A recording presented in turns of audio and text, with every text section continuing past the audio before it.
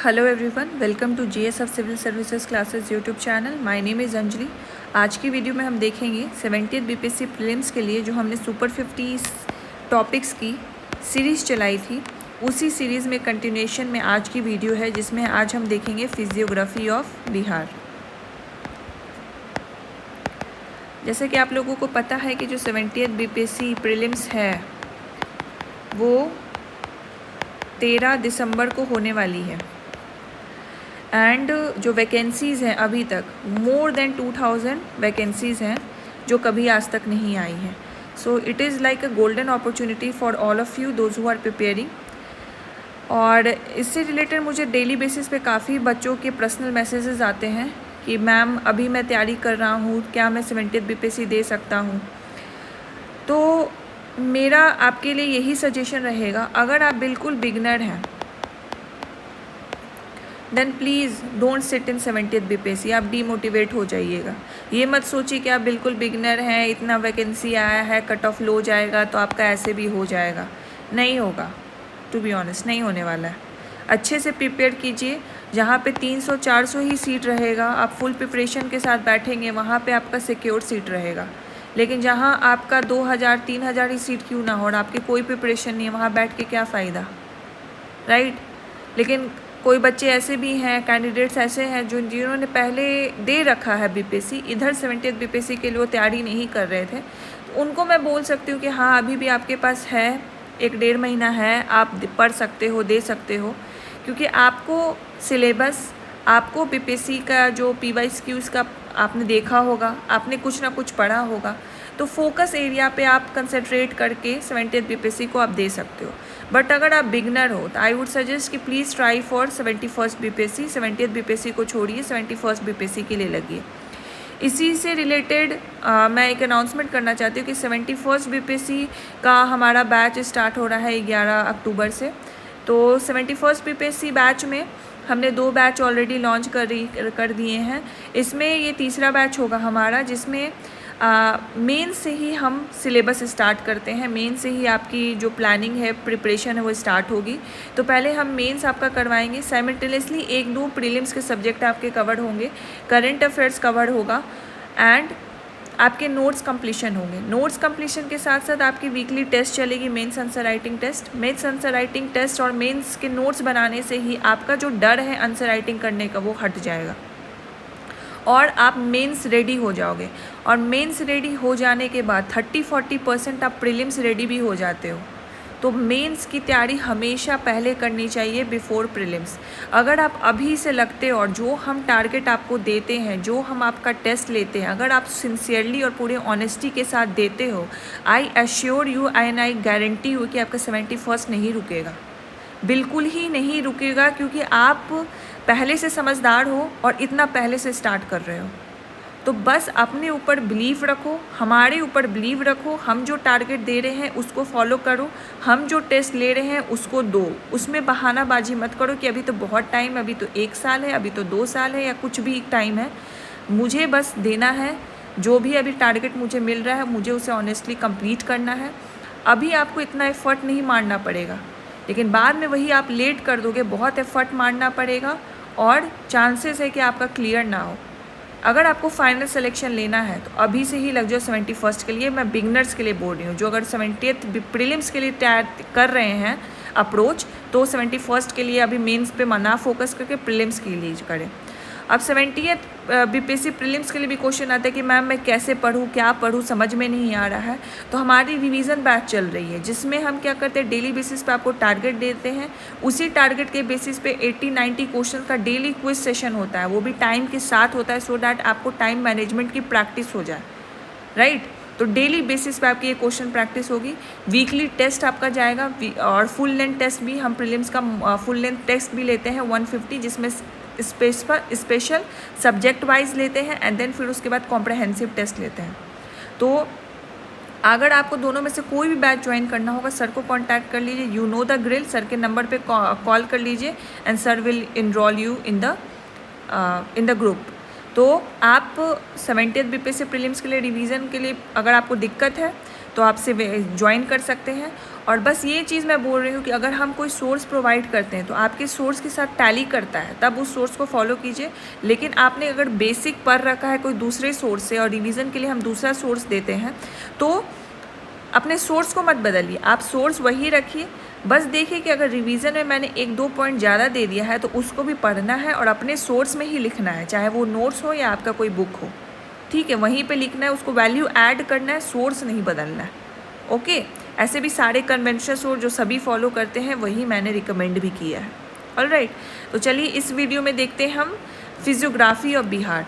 आपको पता है 68 बीपीएससी से जो पैटर्न बदला है उसमें ज्योग्राफी, इकोनॉमिक्स और बिहार स्पेशल, ये सारी की जो रिलेवेंसी है ना काफ़ी बढ़ गई है। जब हम बिहार स्पेशल की बात करते हैं तो हिस्ट्री हो गया, ज्योग्राफी हो गया एंड करेंट अफेयर्स हो गया, ये तीनों की रिलेवेंसी बहुत है।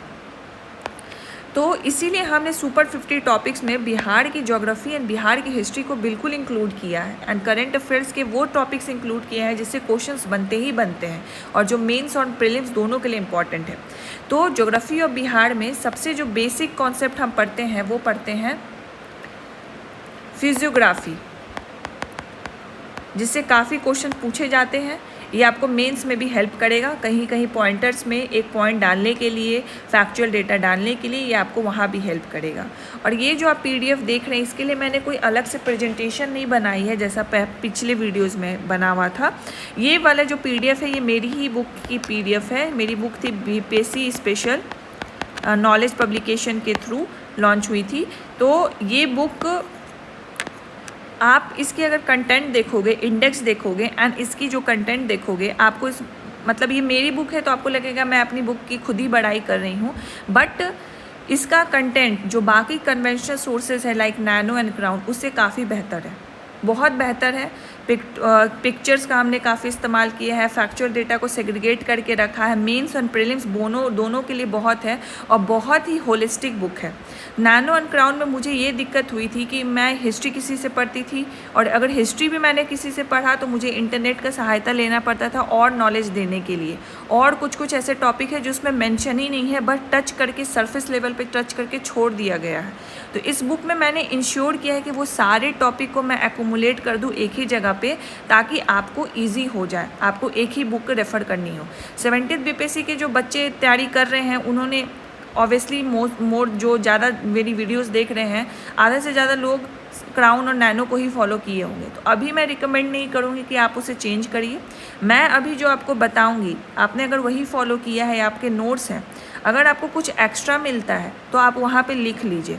एंड जिन्होंने अभी तक कुछ भी नहीं फॉलो किया है तो जो अभी मैं बता रही हूँ उसको डायरेक्ट अभी नोट डाउन कर लीजिए, एक सादा पन्ना लीजिए और उसको साथ साथ ही नोट डाउन कीजिए, ताकि आपको बार बार वीडियो देखने का ज़रूरत नहीं पड़ेगा।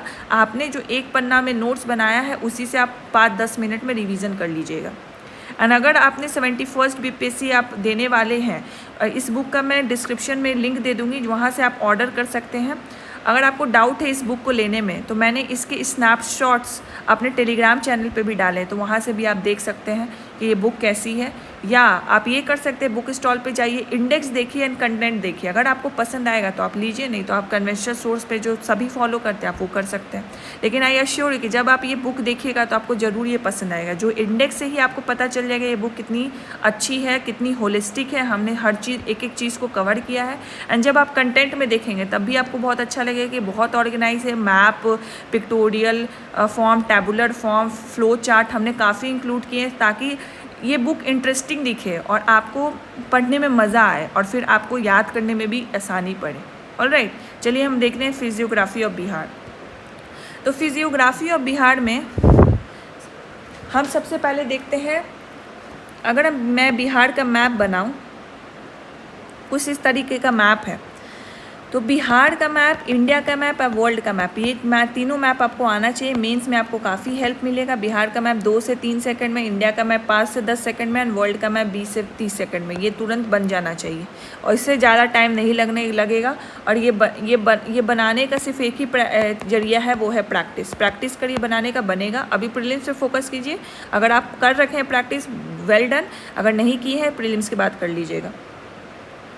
तो लॉन्गिट्यूडनल एक्सटेंट अगर हम देखें तो ये होता है ईस्ट टू वेस्ट, ये वाला जो डायरेक्शन होता है, सॉरी वेस्ट इधर होगा, ईस्ट इधर होगा। तो 82 डिग्री जो हमारा है 50 मिनट वाला ईस्ट, उससे अगर हम ईस्ट जाते हैं तो सारा लॉन्गिट्यूडनल एक्सटेंट हमारा ईस्ट में ही होता है। इसीलिए जो लॉन्गिट्यूडनल एक्सटेंट है 83 degree 90 minute 50 second east to 88 degree 17 minute 40 second east, तो ये हमारा क्या हो गया, लॉन्गिट्यूडनल एक्सटेंट हो गया। तो अगर मैं इसको यहाँ पे डिक्टेट करूँ तो 83 डिग्री वाला इधर आएगा, 88 डिग्री वाला इधर आएगा। अगर लैटिट्यूडनल एक्सटेंट देखते हैं जो कि नॉर्थ एंड साउथ है, तो आपको पता है कि जो हमारे इंडिया है लैटिट्यूडनल एक्सटेंट में इक्वेटर के ऊपर है, नॉर्दर्न हेमिस्फीयर में है। तो जो भी हमारा लैटिट्यूडनल एक्सटेंट होगा वो नॉर्थ में ही होगा। तो ये अगर मैं देखूँ तो ये होगा नीचे 24 degree 20 minute 10 second north, and ये ऊपर जाएगा 27 डिग्री 31 मिनट 15 सेकेंड नॉर्थ। तो ये हमारा लैटिट्यूडनल लॉन्गिट्यूडनल एक्सटेंड हो गया। अब हम देखते हैं कि जो बाइफर्केशन होता है बिहार का, आपको पता है कि गंगा नदी जो है, आपने अगर मेरी रिवर वाली वीडियो देखी होगी कि चौसा बिहार से गुजरती है और बिहार को इक्वली पार्ट में डिवाइड करती है। तो ऊपर वाले पार्ट को हम ऐसे बोलते हैं नॉर्दर्न बिहार, नीचे वाले पार्ट को बोलते हैं सॉर्दर्न बिहार। तो नॉर्दर्न बिहार वाले पार्ट को हम बेसिकली मिथिला रीजन बोलते हैं, मिथिला, एंड जो सर्दर्न बिहार है उसको हम बेसिकली मगध रीजन बोलते हैं। ये वाली जो रीजन्स है, एक तो डायनेस्टी यहाँ पे बसी थी इस, और ऑल्सो लैंग्वेज के बेसिस पे भी इसका डिवीज़न इस तरीके के नाम से हुआ है। तो यही चीज़ यहाँ पे डिस्क्राइब की गई है। ये वाली जो बुक है ये मेंस एंड प्रीलिम्स बोथ को पर्सपेक्टिव से बनाई हुई है। तो इसमें जो मेंस वाले कंटेंट है मैं उसको छोड़ूंगी, डायरेक्ट हम प्रीलिम्स वाले फैक्चुअल कंटेंट पे आते हैं। अब हम देखते हैं कि बिहार की ज्योग्राफिकल एक्सटेंट और डिवीज़न क्या है। तो जैसे मैंने बताया कि बिहार, अगर आप ये देखो मैप देखो, इससे आपको क्या लगता है कि एक रेक्टेंगुलर शेप ये लिया हुआ है बिहार। तो ये रेक्टेंगुलर शेप है और ये ईस्टर्न इंडिया में लाई करती है।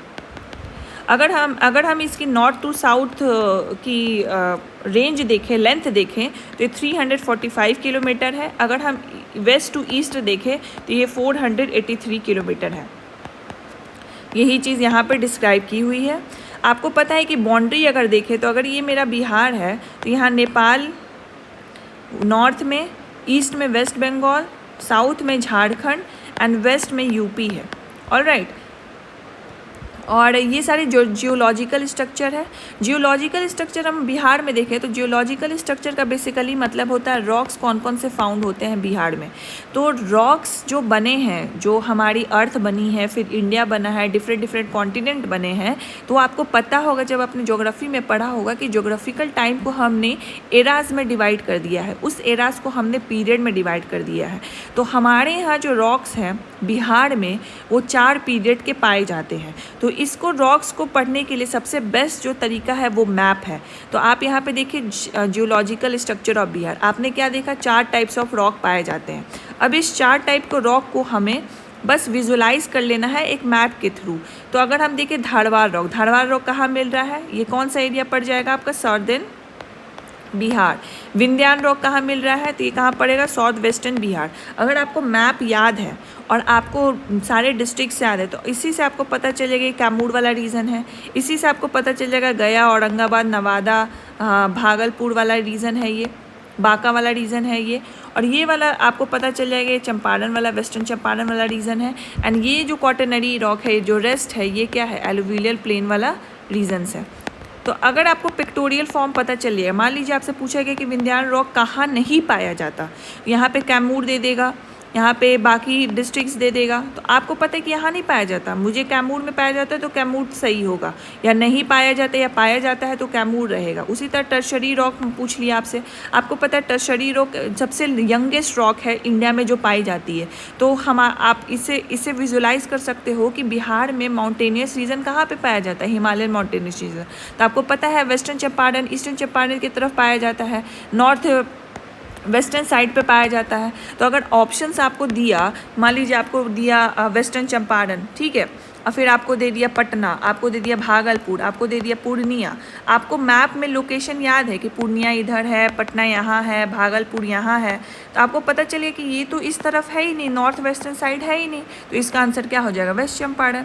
तो हमेशा जो ज्योग्राफी है ना, विजुलाइज करके पढ़ो मैप के थ्रू, तो हमेशा कंसेप्ट हमेशा के लिए बिल्ड हो जाएगा, हमेशा के लिए बिल्ड हो जाएगा। मैंने ये बहुत पहले पढ़ा था, अभी मैं अभी आपके सामने ये मैं दोबारा रिवाइज कर रही हूँ आपको पढ़ाने के लिए, तो मैं जब ये आपको पढ़ा रही हूँ तो मुझे ये कॉन्सेप्ट फिर से वापस याद आ रही है। ऐसा नहीं होता है कि आप एक बार पढ़ लोगे तो आपको ज़िंदगी भर याद होगा, इट रिक्वायर्स रिवीजन। बट एक बार कंसेप्चुअल अंडरस्टैंडिंग ले लोगे ना, तो आप 2 साल के भी बाद वो चीज़ पढ़ोगे ना, तो वो कंसेप्चुअल अंडरस्टैंडिंग आपको हेल्प करता है फैक्चुअल डेटा को रिटेन करने के लिए, तो वो हो जाता है। ऑलराइट, तो हमने देखा जियोलॉजिकल स्ट्रक्चर। हमने क्या देखा, 4 टाइप्स के रॉक पाए जाते हैं। कौन कौन से? Dharwad rock, Vindhyan rock, tertiary rock, quaternary rock. Dharwad rock सबसे ओल्डेस्ट रॉक है, और ये धारवाड़ रॉक छोटा नागपुर प्लेट्यू का वही पार्ट है जो बिहार में है। और ये जो कर्नाटका रीजन में क्या धारवाड़ रॉक पाया जाता है, जो कि ओल्डेस्ट रॉक पाया जाता है। और धारवाड़ रॉक हमने देखा कहाँ पाया जाता है, तो यहाँ पे हमने डिस्ट्रिक्ट्स को भी मेंशन किया, मुंगेर, जमुई, नवादा जैसे डिस्ट्रिक्ट्स में पाया जाता है, जो कि नॉर्थ ईस्टर्न डिस्ट्रिक्ट्स है। विंध्यान रॉक अभी हमने देखा कैमूर एंड रोहतास जैसे जगहों पे पाया जाता है। और कैमूर रोहतास में आपको पता है lime stone, sand stones, dolomites, quartzite काफ़ी फेमस है, तो विंध्यान रॉक यहाँ पाया जाता है। टर्शरी रॉक हमने देखा सबसे यंगेस्ट रॉक है, कहाँ पाया जाएगा, जो हिमालयन वाला पार्ट है बिहार में वहाँ पाया जाएगा। हिमालयन वाला पार्ट कहाँ पाया जाता है, वेस्टर्न चंपारण के रीजन में पाया जाता है, जो सोमेश्वर रेंज है। तो ये टर्शरी रॉक भी हमने कवर कर लिया। ये सारे पार्ट्स हम देखेंगे आगे जब हम फिजियोग्राफिक डिवीज़न पढ़ेंगे। क्वाटरनरी रॉक हमने देख लिया कि तीनों रॉक को छोड़ के और सब जो एरिया है वहाँ पे क्या पाया जाता है, क्वाटरनरी रॉक। और आप सबसे ज़्यादा जो बिहार में पाया जाता है वो क्या पाया जाता है, प्लेन्स। तो क्वाटरनरी रॉक्स कहाँ पाया जाता है, जहाँ पे प्लेन्स पाए जाते हैं बिहार में। तो रेस्ट ऑफ द एरियाज़ में क्वाटरनरी रॉक्स पाया जाता है। हो गया। अब देखिए यहाँ पे एक बहुत ही जेनरिक पॉइंट दिया हुआ है कि ज्योग्राफिकल एरिया बिहार का कितना है, तो 94,163 स्क्वायर किलोमीटर, और जो कि 2.86% है कंट्री के टोटल एरिया का। ये काफ़ी जेनरिक इन्फॉर्मेशन है जो हमेशा याद होनी चाहिए, टंग पे होना ही होना चाहिए। ऑलराइट, अब हम देखते हैं ये क्वाटरनरी रॉक, प्लेस्टोसीन, होलोसीन, ये इतना इंपॉर्टेंट नहीं है, एज ए हमने जनरल नॉलेज के लिए इसको दे दिया है, बट ये दिस इज़ नॉट इम्पॉर्टेंट, तो हम इसको छोड़ेंगे, हम आगे बढ़ेंगे। फिजियोग्राफिक डिवीज़न ऑफ बिहार, अब ये बहुत इंपॉर्टेंट हो जाता है।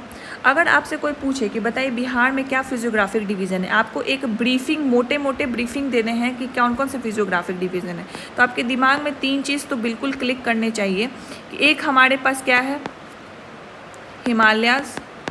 हिमालयाज़ का हमारे पास बस शिवालिक रेंज आता है। एक हमारे पास क्या है, प्लेट्यू। क्यों? क्योंकि छोटा नागपुर प्लेट्यू के सटा हुआ है, झारखंड के छोटा नागपुर प्लेट्यू से बिल्कुल डिमार्केट किया हुआ है, तो इसीलिए प्लेट्यू। एंड रेस्ट जो बस जाता है प्लेन। तो एक 3 मोटा हमारे पास फिजियोग्राफिक डिवीज़न मिल गया हमें। अब इसी फिजियोग्राफिक डिवीज़न को जो 3 पार्ट है हमारे पास, उसको सब डिवाइड कर दिया गया। उसी सब डिवीज़न को हम एक एक करके देखेंगे और ये पूरा कंसेप्ट आपको क्लियर हो जाएगा। फिर जब आप एक बार खुद से पढ़िएगा तो आपको आसानी हो जाएगा। ऑलराइट, तो हम देखते हैं। अब आप यहाँ देखिए जो मैंने आपको बताया, सबसे पहले हमने क्या देखा, पहला शिवालिक रेंज जो कि हिमालय का पार्ट था, दूसरा हमने क्या देखा, प्लेट्यू रीजन, एंड तीसरा हमने क्या देखा, प्लेन्स वाला रीजन। अब देखिए कि शिवालिक रेंज को 3 पार्ट में डिवाइड किया गया है, A, B and C। 3 part, Someshwar है, रामनगर वैली और हरहा वैली, रिवर वैली और दून वैली, ये हो गया। अब उसी तरह सर्दन प्लेट्यू को भी डिवाइड किया गया है कैमूर हिल्स में, खगड़पुल हिल्स में, तो ये हो गया। इसका कोई स्पेसिफिक डिवीज़न नहीं है, बट इसमें हिल्स है, जो कि हिल्स हमें नाम याद रखने हैं। एंड तीसरा हमने देखा कि प्लेन्स एरिया है। प्लेन्स एरिया को 2 पार्ट में डिवाइड किया गया, एक हमारा नॉर्दर्न प्लेन्स, दूसरा हमारा सर्दर्न बिहार प्लेन्स। अब इसको भी अलग अलग पार्ट में डिवाइड किया है, इसका भी बाइफर्केशन अलग अलग पार्ट में होता है, तो एक एक करके हम इसको कंप्लीट करेंगे। तो यहाँ पे देखिए फिजियोग्राफिक 3 बड़े डिवीजन्स हो गए, एंड उसके अंदर और भी डिवीजन्स हैं। तो शिवालिक रेंज सबसे पहले देखते हैं, ये हिमालय फुटफुल रेंज है क्योंकि शिवालिक रेंज है, वेस्टर्न चंपारण डिस्ट्रिक्ट में पाया जाता है। यहाँ पे जो एवरेज हाइट है वो 80 मीटर से लेके 650 मीटर तक है, और 3 अलग अलग रेंजेस पाए जाते हैं। ये कहाँ पाया जाता है, वेस्टर्न चंपारण में। तो अगर हम इसका फिजियोग्राफिक डिवीज़न देखें तो सबसे ऊपर हमारा पाया जाएगा सोमेश्वर रेंज, दूसरा पाया जाएगा हमारा हरहा रिवर वैली जिसको दून वैली भी बोलते हैं, एंड तीसरा हमारा पाया जाएगा रामनगर दून। ऑलराइट, तो शिवालिक रेंज जो बिहार में पाया जाता है वो 32 किलोमीटर लॉन्ग और 6 to 8 किलोमीटर वाइड है, और ये वेस्ट चंपारण में पाया जाता है। वेस्ट चंपारण में सबसे हाईली डेसिडुअस फॉरेस्ट वहाँ पे पाए जाते हैं, इसी का एक वैल्यू एडिशनल पॉइंट यहाँ पे मेंशन है। अब हमने देखा कि रामनगर दून क्या सबसे इस डिवीज़न में सबसे साउथ में पाया जाता है। तो रामनगर दून में जो हाईएस्ट पीक है वो संतपुर के पास है, जो 240 मीटर हाई है। अगर आपने नहीं मेंशन किया अपने नोट्स में, इसको जल्दी कीजिए मेंशन। और इसका जो एरिया है 214 स्क्वायर किलोमीटर एरिया है। तो ये किस डिवीज़न में आ गया? शिवालिक रेंज में। शिवालिक रेंज में भी सबसे सॉर्दर्न मोस्ट रीजन में हो गया, सॉर्दर्न मोस्ट पार्ट हो गया। Someshwar range northern most part हो गया और सबसे हाईएस्ट पॉइंट सोमेश्वर रेंज में ही पाया जाता है। वो है 874 मीटर हाई है, उसको सोमेश्वर फोर्ट बोलते हैं और ये हाईएस्ट प्लेस है बिहार से। कोई भी हाइट अगर हम मेज़र करते हैं किसी भी फिजियोग्राफी का, तो वो हमेशा हम सी लेवल से करते हैं। तो जो भी हाइट का आप यहाँ पे मेज़रमेंट देख रहे हो वो हमेशा सी लेवल से होता है। इसकी अगर एरिया देखें तो 74 स्क्वायर किलोमीटर एरिया है। इससे त्रिवेणी कनाल पास होती है। त्रिवेणी कनाल किस रिवर पे बसी हुई है? गंडक रिवर पे बसी हुई है। इससे पास भी पास होती है जिसे बोलते हैं भिकनाधोरी पास। भिकनाधोरी पास इंडिया और नेपाल को कनेक्ट करती है। तो ये हमारी होगी सोमेश्वर रेंज। और भी पासेस है जैसे भिकनाधोरी पास, सोमेश्वर पास, मरवत पास। तो ये सारे पासेस हैं जो इंडिया और नेपाल के बीच में हैं। और सोमेश्वर फोर्ट हमने पढ़ा 874 मीटर हाईएस्ट है, जो सोमेश्वर रेंज का पार्ट है। अब हरहा वैली ये लोकेटेड क्या है? रामनगर दून और सोमेश्वर रेंज में। और इसकी जो लेंथ है वो 24 किलोमीटर है और सबसे हाईएस्ट पॉइंट इसमें 150 मीटर की हाइट पर है। तो ये हमारा शिवालिक रेंज पहला फिजियोग्राफिक डिवीज़न कंप्लीट हो गया जो हमने अभी यहाँ देखा था। अब हम आते हैं दूसरे फिजियोग्राफिक डिवीज़न में जो हमारा प्लेन एरिया है। तो जैसे मैंने प्लेन एरिया के बारे में बताया, ये दो पार्ट में डिवाइडेड है, northern Ganga plain and the southern Ganga plain. तो नॉर्दर्न गंगा प्लेन में हम देखते हैं, जो नॉर्दर्न गंगा प्लेन है, पहले तो हम प्लेन एरिया देखते हैं। तो प्लेन एरिया जो है ना 95% प्लेन एरिया है हमारे बिहार में, बाकी प्लेट्यू एंड माउंटेनियस एरिया है।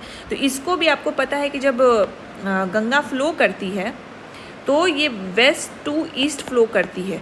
तो इससे आपको क्या समझ में आता है कि नॉर्थ वेस्टर्न से लेके साउथ ईस्टर्न स्लोप जा रही है। जिस तरफ गंगा फ्लो करेगी, रिवर फ्लो करेगी, कोई भी रिवर फ्लो करेगी, उसी तरफ ना ढलान होगा। तो रिवर के फ्लो से ही आपको स्लोप का आइडिया लग जाएगा। तो बस वही लिखा हुआ है कि वेस्ट टू ईस्ट फ्लो करती है और दो इक्वल पार्ट में इसको डिवाइड करती है, और जो इसका स्लोप है वो नॉर्थ वेस्टर्न से साउथ ईस्टर्न की तरफ है। बिहार प्लेन की अगर हम एवरेज हाइट देखें तो 60 से 120 मीटर ही है। और अगर हम इसकी स्लोप की देखें, मान लीजिए जो ढलाई है वो किस रेट से स्लोपिंग हो रही है, वो सिर्फ है 6 सेंटीमीटर पर किलोमीटर। ऑलराइट, तो ये सारे इन्फॉर्मेशन आप लिख लीजिए। अब हम देखते हैं कि गंगा प्लेन को भी दो पार्ट में डिवाइड किया। जैसे आपने यहाँ पे देखिए north Ganga plain, south Ganga plain. अब नॉर्थ गंगा प्लेन के सारे नाम देखिए आप, इसमें आपको क्या दिखता है कि ये जो भी नाम है ये रिवर्स के बेसिस पे है। एंड नॉर्थ गंगा प्लेन के आप नाम देखिए, ये मिसलेनियस है, किसी के लोकेशन के नाम पे है, किसी के रीजन के नाम पे है, किसी के रिवर के नाम पे। For example Chandan plain river के नाम पे, चंदन रिवर है। कियोल प्लेन रिवर के नाम पे। ताल रीजन वहाँ के फीचर के नाम पर है। सेंट्रल साउथ ये लोकेशन के नाम पे, शाहाबाद लोकेशन के नाम पे। लेकिन नॉर्थ गंगा प्लेन में जो भी प्लेन्स के बाइफर्केशंस हैं वो किसके नाम पे है? आपका रिवर्स के नाम पे है। तो अगर आपने मेरी रिवर वाली वीडियो देखी होगी तो लेट मी ड्रॉ रिवर्स जो नॉर्थ गंगा प्लेन में। तो सबसे पहले घाघरा, गंडक, कमला, बागमती, कोशी, महानंदा। ऑलराइट, तो इसी से हमारा डिवीज़न हो जाएगा। तो सबसे ईस्टर्न साइड में हमारा क्या आ जाएगा? महानंदा प्लेन। फिर क्या आ जाएगा? हमारा कोसी। फिर उसके बाद कमला, बागमती, गंडक, घाघरा, ख़त्म। तो यही हमारा जो प्लेन का एरिया है ये हमारा नॉर्थ गंगा प्लेन बन गया। ऑलराइट, फिर उसी तरह हम साउथ गंगा प्लेन को भी देखेंगे। तो नॉर्थ गंगा प्लेन एक बार हम पढ़ लेते हैं, ये एलुवियल प्लेन है, हमें पता ही है एलुवियल प्लेन है। और नॉर्थ गंगा प्लेन जैसे आपको पता है 9 डिवीजन्स हैं बिहार में। तो नॉर्थ गंगा प्लेन कहाँ है? तिरहुत, सारण, दरभंगा, कोसी। अब आप यहीं पे देखो, तिरहुत वाला ये वाला एरिया हो गया, सारण ये वाला हो गया, दरभंगा ये हो गया और कोसी ये वाला एरिया हो गया। तो यहीं से आपको पता चल गया कि जो नॉर्थ गंगा प्लेन है कौन कौन डिवीज़न से जाती है। एंड नॉर्थ गंगा प्लेन में आपको चुआर्स बहुत दिखेंगे जिसको हम ऑक्सबो लेक बोलते हैं। अगर आपने ज्योग्राफी पढ़ा होगा, जैसे मेंटरशिप बैच में तो हम ज्योग्राफी के लिए एनसीईआरटी रिकमेंड करते हैं। एनसीईआरटी हम 2 सब्जेक्ट के लिए रिकमेंड करते हैं मेंटरशिप बैच में, जो कि ज्योग्राफी और साइंस है। बाकी सब्जेक्ट के लिए मुझे नहीं लगता एनसीईआरटी पढ़ने की ज़रूरत है, क्योंकि बाकी सब्जेक्ट के लिए हमारे पास वैसे बुक हैं जिस पे हम रिलाई कर सकते हैं और जिससे क्वेश्चन सॉल्व होते हैं। ज्योग्राफी और साइंस के लिए हमारे पास ऐसे कोई होलिस्टिक बुक नहीं है जिससे हम वो पढ़ के हम एनसीईआरटी मिस कर दें। तो एनसीईआरटी ज्योग्राफी का आपने अगर पढ़ा होगा तो आपको ये पता होगा कि रिवर जब भी फ्लो करती है तो वो मिएंडर करती है, अपने पाथ को बदलती है। तो कभी कभी रिवर बहुत ही एक्सट्रीम एंगल पे मिएंडर कर जाती है, तो उसके जो 2 पॉइंट हैं वो मिल जाते हैं। तो जब वाटर का इसमें फ़्लो होता है तो वो वाटर क्या करती है, शॉर्टकट ले लेती है, इधर पानी ना फ्लो करके ये इधर से ही निकल जाती है। तो जब ये इधर से निकल जाती है तो इधर वाले पार्ट का जो वाटर सप्लाई है वो तो कट हो गया। अब कट हो गया तो ये वाला पार्ट क्या बन गया, लेक बन गया, क्योंकि इसके पास अब वाटर सप्लाई रहा नहीं, और ये over the period of time oxbow lake कहलाता है। और हाँ, आपको पता ही होगा कि बिहार में एक ही ऑक्सबो लेक है, वो है कहाँ, बेगूसराय में। क्या है, कांवड़ झील। और ये क्या है, एकमात्र रामसर साइट है बिहार में। तो वही चीज़ लिखा हुआ है कि चोआर्स पाए जाते हैं समस्तीपुर, बेगूसराय, सहरसा, कटिहार, यही सारे रीजन में ऑक्सबो लेक पाए जाते हैं। क्यों ऑक्सबो लेक इन्हीं सारे रीजन्स में पाए जाते हैं? क्योंकि यहाँ के रिवर्स काफ़ी मिएंडर करते हैं। इस क्षेत्र में कोसी रिवर बहती है, बूढ़ी गंडक रिवर बहती है, ओके, कमला रिवर बहती है, बागमती रिवर बहती है। तो बागमती कमला रिवर क्या है, कोसी की ट्रिब्यूटरी है। कोसी क्या करती है, बहुत मिएंडर करती है। उसी तरह बूढ़ी गंडक भी काफ़ी मिएंडर करती है, क्योंकि उसमें वॉल्यूम बहुत है वाटर का, तो जिसके कारण ऑक्सबो लेक इसी रीजन में बनता है। कंसेप्ट क्लियर रखिए, सब याद हो जाएगा। अब हम आते हैं कि इसको डिवीज़न कैसे किए। तो महानंदा प्लेन, जैसे हमने डायग्राम में देखा, ये ईस्टर्न मोस्ट पार्ट है नॉर्थ गंगा प्लेन का। कोसी प्लेन वेस्ट में पड़ेगा महानंदा प्लेन के। कमला प्लेन, हमेशा रिवर को दिमाग में रखिए, ऐसे ही क्लियर हो जाएगा। कोसी के वेस्ट में पड़ेगा, बागमती कमला के वेस्ट में पड़ेगा, गंडक बागमती के वेस्ट में पड़ेगा, एंड घाघरा सबसे वेस्टर्न मोस्ट पार्ट हो जाएगा नॉर्दर्न प्लेन का। कंप्लीट हो गया। और इसी में घाघरा गंडक का जो बीच वाला रीजन है उसको डोब बोलते हैं। किसी की 2 रिवर के बीच वाले रीजन को डोब बोलते हैं। तो इन 2 बीच वाले रीजन को हम लोग क्या बोलेंगे, घाघरा गंडक डोब। और यहाँ पे कौन सा डिवीज़न आ जाता है, सारण आ जाता है, तो इसको सारण प्लेन भी बोलते हैं। और यहाँ पे चौर्स काफ़ी पाए जाते हैं, यहाँ पे भी पाए जाते हैं। घाघरा और गंडक से ही जो बनते हैं उसको मांझी, एकमा, ग्यासपुर और बड़ौली बोलते हैं। कंप्लीट हो गया। तो एक बार हम रिवाइज कर लेते हैं कि नॉर्थ गंगा प्लेन में कौन कौन से पाए जाते हैं। एक हमने सोमेश्वर रेंज देख लिया, जिसमें हमने 3 पार्ट देखा। पहला पार्ट आपको पता ही है, सोमेश्वर हो गया, सोमेश्वर रेंज। दूसरा पार्ट क्या हो गया, Harha river valley, Doon valley. तीसरा क्या हो गया, रामनगर, दून। अब यहाँ पे देखिए हमारा ये नॉर्थ गंगा प्लेन हो गया। नॉर्थ गंगा प्लेन में सबसे ईस्टर्न पार्ट में महानंदा, उसके बगल में कोसी, उसके बगल में कमला, उसके बगल में बागमती, उसके बगल में गंडक और फिर घाघरा। हमारा कंप्लीट हो गया नॉर्थ गंगा प्लेन और शिवालिक रेंज जो पाया जाता है बिहार में। ऑलराइट, अब हम आते हैं साउथ गंगा प्लेन में। साउथ गंगा प्लेन की जो एरिया है वो 40,070 स्क्वायर किलोमीटर है। और इसका जो डिवीज़न्स जहाँ जहाँ ये पाया जाता है वो मगध, पटना, मुंगेर, भागलपुर डिवीज़न्स में पाया जाता है। और यहाँ पे आपको कुछ कुछ हिल्स भी मिलेंगे जो कि प्लेट्यू का पार्ट है, लेकिन यहाँ पे भी आपको मिलेंगे ये। और जैसे राजगीर हिल्स, बराबर हिल, जेंथियन हिल्स, ये आपने एंशियंट हिस्ट्री में भी पढ़ा होगा, जहाँ पे केव्स बनाए थे, राइट, अशोका ने, अशोका के ग्रैंडसन ने। तो ये सारे हिल्स भी आपको पाए जाते हैं। अब इस हिल्स को, इस गंगा प्लेन को, साउथ गंगा प्लेन को भी अलग अलग पार्ट में डिवाइड किया गया है। तो सबसे जो ईस्टर्न पार्ट है, जो चंदन रिवर से बनता है, उसको चंदन प्लेन बोलते हैं। और चंदन रिवर कहाँ से ओरिजिनेट करता है, दियागड़ा हिल से। राजमहल हिल का पार्ट है। राजमहल हिल कहाँ है, भागलपुर में है। फिर कियोल प्लेन चंदल प्लेन के वेस्ट में पाया जाता है, तो उसको कियोल प्लेन बोलते हैं। कियोल प्लेन के बाद हमारा प्लेन आता है ताल प्लेन। ताल प्लेन इसलिए इसको बोलते हैं क्योंकि ये तो एक तो लो लाइंग एरिया है, और प्लस यहाँ पे वाटर रिटेंशन काफ़ी ज़्यादा है, यहाँ पे वाटर का जमाव रहता है, तो इसीलिए इसको ताल प्लेन बोलते हैं। और यहाँ पे देखिए वैल्यू एडिशनल पॉइंट है कि लार्जेस्ट ताल रीजन है वर्ल्ड में, उसको बोलते हैं कियोल हरोहर रिवर बेसिन, जो कि मोकामा में पाया जाता है। और अगर यहाँ पे पानी ज़्यादा है ऑलराइट, पानी ज़्यादा है तो यहाँ पे कौन सा क्रॉप ज़्यादा रहेगा? रबी क्रॉप ज़्यादा रहेगा। तो रबी क्रॉप तो ताल रीजन के लिए बेस्ट होता है रबी क्रॉप्स। अब आते हैं सेंट्रल साउथ बिहार प्लेन। अब सेंट्रल साउथ बिहार पर ताल रीजन के वेस्ट में और जाएंगे तो central south Bihar plain basically ये मगध प्लेन, इसको मगध प्लेन भी बोलते हैं, ट्रायंगुलर शेप का होता है, 17,800 स्क्वायर किलोमीटर्स है। और ये कौन कौन ट्रिब्यूटरीज गंगा के ट्रिब्यूटरी से बनता है? सोन, पुमपुम जैसे गंगा के ट्रिब्यूटरी से बनता है ये।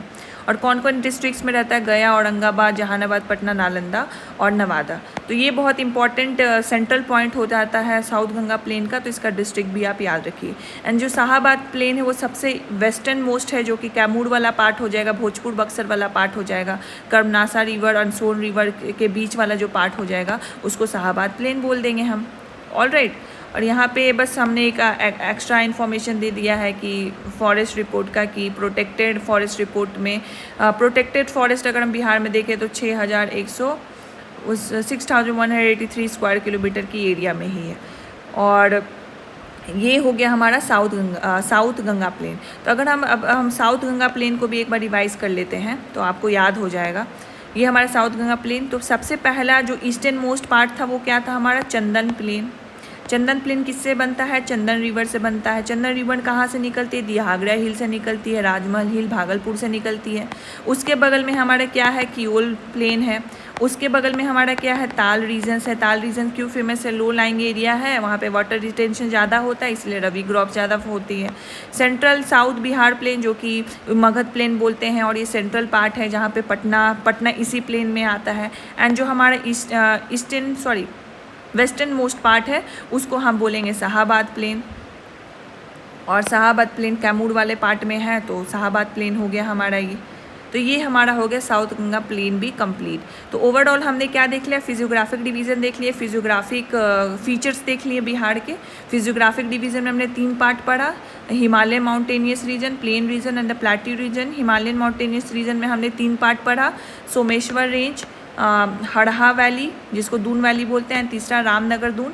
नॉर्थ प्लेन में हमने 2 पार्ट पढ़ा, north Ganga plain and south Ganga plain. North Ganga plain में हमने पढ़ा Mahananda plain, Kosi plain, Kamala plain, Bagmati plain, Gandak plain, Ghaghara plane.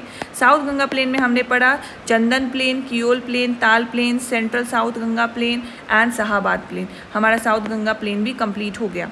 अब हम देखते हैं southern plateau region. Southern plateau region जैसे जो धारवाड़ वाला रीजन था, जो कर्नाटका प्लेट्यू का जो रॉक का स्ट्रक्चर है हमारे पास ओल्डेस्ट है और छोटा नागपुर प्लेट्यू से डिमार्केट करता है खुद को, तो उसको साउथ प्लेट्यू रीजन बोलते हैं। इसका कोई स्पेसिफिक डिवीज़न बाइफर्केशन नहीं है, बट इस डिवीज़न में सबसे इम्पॉर्टेंट जो फीचर्स हैं, यहाँ पे हिल्स काफ़ी पाए जाते हैं।